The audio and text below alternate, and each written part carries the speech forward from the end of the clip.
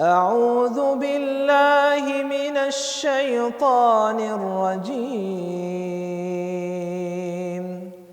بسم الله الرحمن الرحيم.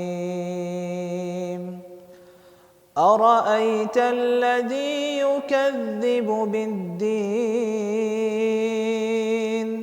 فذلك الذي يدع اليتيم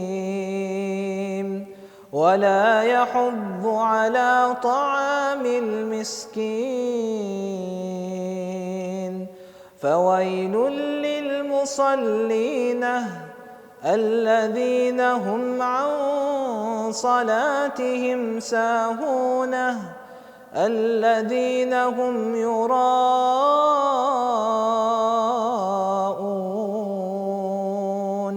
ويمنعون الماعون